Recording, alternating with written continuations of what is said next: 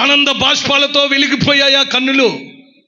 పరిశుద్ధులను హింసించేటప్పుడు, పరిశుద్ధులను దుఃఖపరిచేటప్పుడు, పరిశుద్ధులను ఊచకోత కోసేటప్పుడు ఆ కళ్ళు అక్కడ నిలబడ్డాయి. ఆనందమైన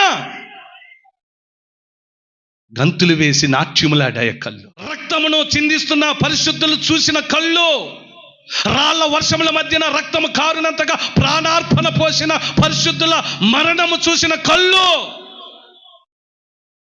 ఇప్పుడు ఏమయ్యాయి? అపోస్తలుల 7వ అధ్యాయం మీరు చదివారు ఎప్పుడన్నా?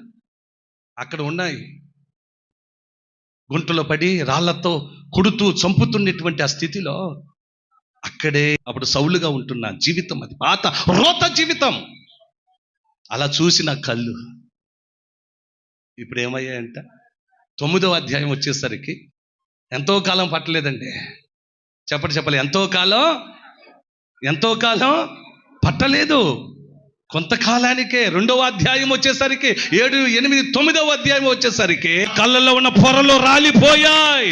లోకాన్ని వెంబడించిన కళ్ళు పొరలు రాలిపోయాయి. హింసను కాంక్షించిన కళ్ళు పొరలు రాలిపోయి ఏమంటున్నాయి? నాకు బాప్టిజం కావాలంటున్నాయి. నాకు బాప్టిజం కావాలి, పరిశుద్ధుల సహవాసం కావాలి, పరిచర్య కావాలి, సేవ కావాలి, అనేక చోట్లకు వెళ్ళి దేవుని వర్తమానం అందించాలి అంటున్నాయి. స్తోత్రం చెప్పండి గట్టిగా హల్లెలూయా. అనేక సంఘాలు కట్టాలంటున్నాయి ఇప్పుడు ఆ కళ్ళు.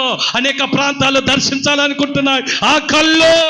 ఒకప్పుడు హింసను ప్రోత్సహించిన కళ్ళు ఇప్పుడు దైవత్వం బోధించడానికి ప్రోత్సహిస్తున్న కళ్ళుగా మారాయి. ఆమేన్. గట్టిగా చేద్దాం ఆమేన్. ఇది మన జీవితంలో జరుగును గాక. ఏమంటే ఒకప్పుడు ఆ కళ్ళు, కొద్దిగా వివరించనివ్వండి నన్ను. ఆ కళ్ళు పరిచర్య చేసేవారిని చూసి వారవలేవు, సేవం చేసేవారిని చూసి వారవలేవు, దేవుణ్ణి ప్రకటిస్తూ బోధిస్తూ దేవుని సువార్త అందిస్తున్న ఆ ప్రాంతాలను చూసి వారవలేకపోయాయి ఆ కళ్ళు. కానీ ఇప్పుడు ఆ కళ్ళునే దేవుడు వాడుకొని ఆ పరిచర్యలో నిలబెట్టాడు, సేవలో నిలబెట్టాడు, ఆయా చోట్లకు నడిపించాడు. నా నామమును భరించుటకు ఇతగాడు సాధనం అని దేవుని నోట వినబడేటట్లుగా మార్చబడింది. దేవునికి